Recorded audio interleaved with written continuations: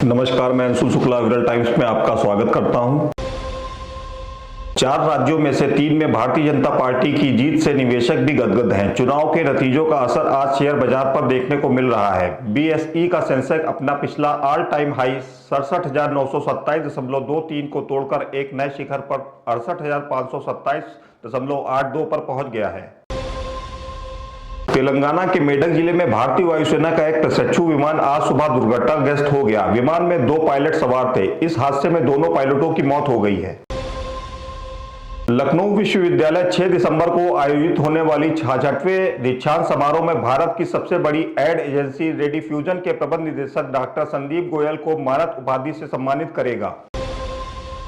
चक्रवाती तूफान बिचौंग का कहर चेन्नई और आसपास के इलाकों में देखने को मिल रहा है। यहां राज्य के कई जिलों में सोमवार से भारी बारिश हो रही है। दरअसल तूफान के कल आंध्र प्रदेश के समुद्र तट से टकराने की संभावना है।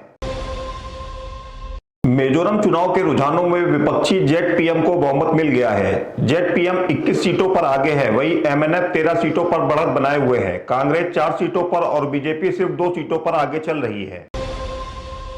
राजस्थान, मध्य प्रदेश और छत्तीसगढ़ में भाजपा की जीत के बाद दिल्ली में पार्टी हेडक्वार्टर पर पहुंचे प्रधानमंत्री नरेंद्र मोदी ने कहा कि कुछ लोग तो कह रहे हैं कि इस हैट्रिक ने 2024 की हैट्रिक की गारंटी दे दी है। उन्होंने कहा कि इस चुनाव में देश की जातियों को बांटने की बहुत कोशिश की। मैं लगातार कह रहा था कि मेरे देश में 4 ही जातियां हैं जो सबसे बड़ी हैं। यह है हमारी नारी शक्ति, युवा शक्ति, किसान शक्ति और हमारे गरीब परिवार। कांग्रेस नेता राहुल गांधी ने तेलंगाना में पार्टी को बहुमत से जीतने के लिए वहां की जनता का आभार व्यक्त किया, लेकिन कहा कि वह मध्य प्रदेश, छत्तीसगढ़ और राजस्थान में मिले जनादेश को विनम्रता पूर्वक स्वीकार करते हैं। कांग्रेस नेता ने कहा कि उनकी लड़ाई विचारधारा की है और यह लड़ाई जारी रहेगी।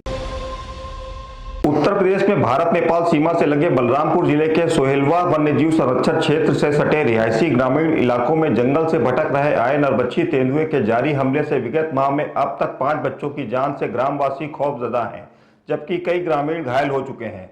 जिला प्रापकीय वन अधिकारी एम सेम्मारेन ने रविवार को बताया कि आदमखोर तेंदुए को पकड़ने के लिए हर संभव प्रयास किए जा रहे हैं। इसके लिए पूरे इलाकों में ड्रोन से निगरानी भी की जा रही है, पिंजड़े भी लगाए जा रहे हैं। लोकसभा का शीतकालीन सत्र शुरू होते ही सोमवार को विपक्ष ने हंगामा कर दिया, जिस कारण सदन की कार्रवाई दोपहर तक के लिए स्थगित करनी पड़ी। अब यह हार का गुस्सा था कि कुछ और, लेकिन सदन में विपक्ष का हंगामा कई सवाल खड़े कर रहा है। हालांकि इससे पहले प्रधानमंत्री नरेंद्र मोदी ने विपक्ष का आह्वान किया था कि वह संसद को पराजय का गुस्सा निकालने का मंच न बनाए और नकारात्मकता का एवं नफरत छोड़कर सकारात्मक विचार के साथ आए और देश को 2047 तक विकसित भारत बनाने में सहयोग करें। 3 राज्यों में हार के बाद कांग्रेस के लिए राहत भरी खबर दक्षिण के राज्य तेलंगाना से आई है, जहां उसे प्रचंड बहुमत मिला है। लोकसभा चुनाव के लिहाज से देखें तो यह कांग्रेस के लिए बेहद अहम जीत है। बहुजन समाज पार्टी की अध्यक्ष मायावती ने 4 राज्यों के विधानसभा चुनाव के नतीजों के प्रति संदेह व्यक्त करते हुए कहा कि पार्टी के एक पक्ष में आए चुनाव के नतीजे जनता के गले नीचे नहीं उतर रहे हैं। यह एक रहस्यमयी मामला है जिस पर गंभीर चिंतन की जरूरत है।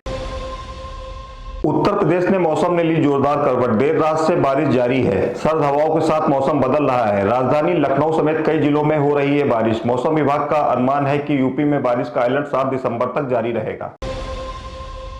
देश दुनिया की ताजा खबरें सुनने के लिए जुड़े रहें अविरल टाइम के साथ। धन्यवाद। वीडियो पसंद आई हो तो लाइक और चैनल को सब्सक्राइब करें, साथ ही बेल आइकन दबाएं ताकि आपको हमारे सभी नए वीडियो का नोटिफिकेशन मिलता रहे।